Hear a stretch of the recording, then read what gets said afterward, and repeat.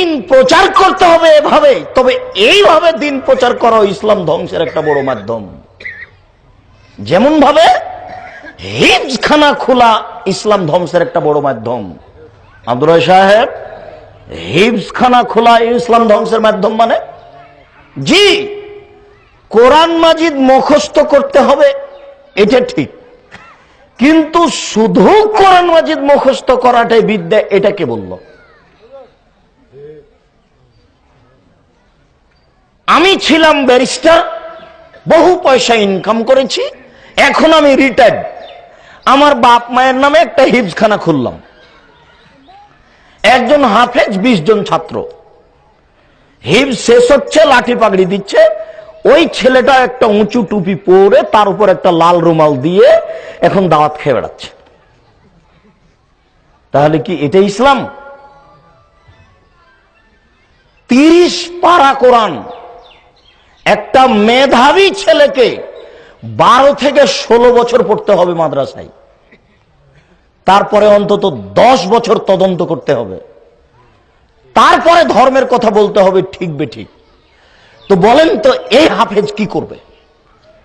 ওকে রংপুর গাইবান্ধা গোবিন্দগঞ্জের ভাষায় হিফজখানা মানে ওই ছেলেকে হাঁটুর উপরে মেরে, ওই ছেলের হাঁটুর উপরে মেরে তার হাঁটুকে কুবিয়ে ফাটিয়ে ওকে ন্যাংরা করে দেওয়া হলো।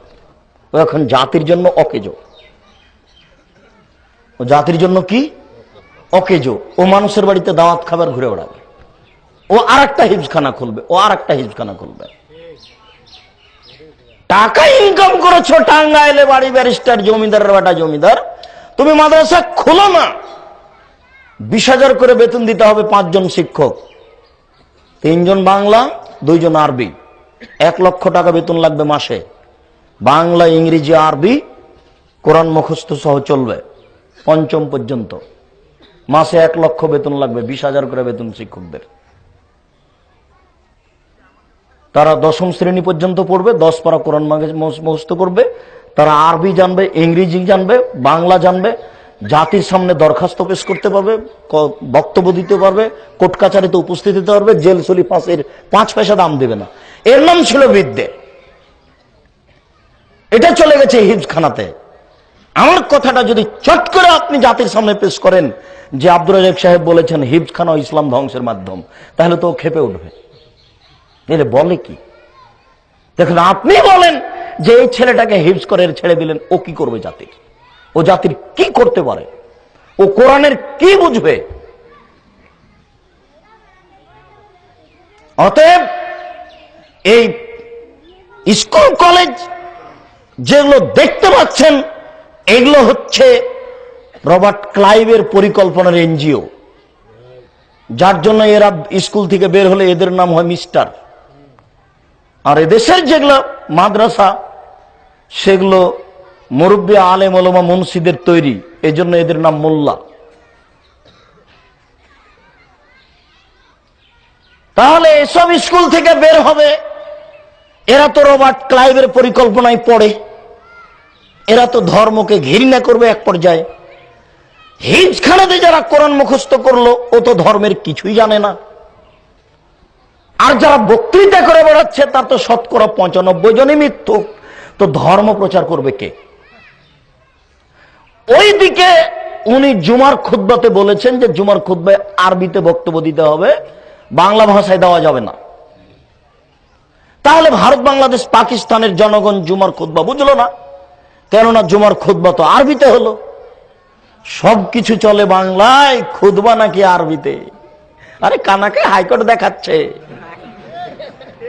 হুজুর কানাকে হাইকোর্ট দেখাচ্ছে।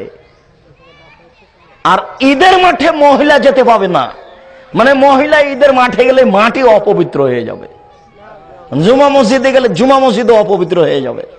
তাহলে ভারত, বাংলাদেশ, পাকিস্তানের মহিলারা ধর্ম জানবে না, বুঝবে না, কেননা ঈদের মাঠে যেতে পাবে না, জুমা মসজিদে যেতে পাবে না।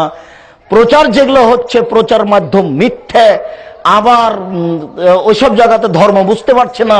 আর ছেলে মেয়েরা তো স্কুল কলেজে পড়বে রবার্ট ক্লাইভের পরিকল্পনায়। রবার্ট ক্লাইভের পরিকল্পনা মানে স্কুল কলেজে ছেলে মেয়ে যাবে, পড়বে, কেউ কাউকে বাধা দিতে পাবে না, নিজের মতো থাকবে, খাবে।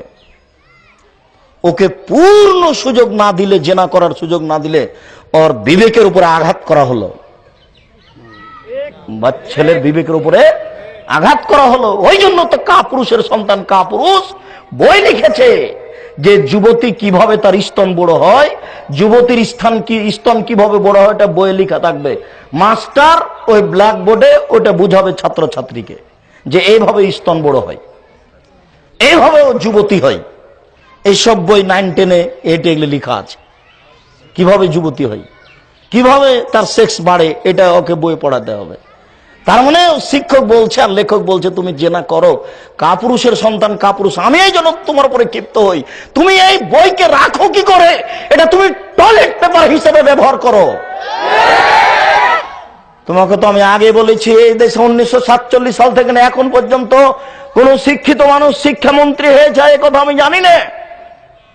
তোমরা এদেশের সন্তান, তোমাদের বিদ্যা থাকলে তোমরা এই জাতির জন্য গান তৈরি করো। যদি তোমরা জাতির জন্য গান তৈরি করতে না পারো, তাহলে নজরুল ইসলামের গান ধার করো। ক্লাসের সূচনাতে তোমরা বলো চল চল চল ঊর্ধ্ব গগনে বাজে বাদল, ধার করো নজরুলের কাছে যদি নিজে না পারো। আর যদি নিজেই পারো ভালো কথা, নইলে ধার করো নজরুলের কাছে। তো তুমি রবি ঠাকুরের কাছে কি করে ধার করলে ও হিন্দু মানুষ? ওমা তোমার আকাশ তোমার বাতাস আমার প্রাণে বাজায় বাঁশি তোর বাপের আকাশ। কাপুরুষের সন্তান কাপুরুষ, তুমি এটা চালাও কি করে? তোমার বিদ্যাকে কবর দিতে এসেছি জাতির সামনে, তুমি এটা মনে রেখো। এই বিদ্যা আমরা কোনোদিন গ্রহণ করিনি, করব না ভবিষ্যতে ইনশাআল্লাহ। তোমাকে সতর্ক করছে, জাতির সন্তানকে সতর্ক করতে এসেছি। অতএব আপনি টাঙ্গাইলের ধনী মানুষ প্রতিষ্ঠান খুলুন এইভাবে, যেই প্রতিষ্ঠানে ছেলেরা শিক্ষা অর্জন করে জাতির আকীদা আদর্শের পরিবর্তন করতে পারবে। এবং দেশে যারা জুয়াচ্চর আছে, সুদখোর আছে, লুটারু আছে, জেনাকার আছে, ব্যভিচার আছে, সমাজকে ধ্বংসকারী বদ শ্রেণীর মানুষ আছে, তাদের বিরুদ্ধে মুখে ও কলমে লড়তে পারবে। বাইরে ও ভিতরে কলমে লড়তে হবে, মুখে লড়তে হবে। পেপার পত্রিকায় লিফলেটে দেশ ভরে ফেলে দিতে হবে যে এটা অন্যায়, এটা অবিচার। যতক্ষণ বাইরে ততক্ষণ বাইরে, যতক্ষণ জেলে ততক্ষণ জেলে। বাইরে যতটুকু, ভিতরে ততটুকু, জেল যতটুকু, সেল ততটুকু। আমি মুসলিম চির রণবীর, মরণকে করি না ভয়, মরলে শহীদ বাঁচলে গাজী, আমার উভয়ই সমান, দুটাই আমার সমান। তা আমার চিন্তা কিসের? আমি বেঁচে থাকলো জান্নাতে, মরে গেল জান্নাতে। আমার তো পিছে আসার তো কোনো সুযোগ নেই। আমার এই রবার্ট ক্লাইভের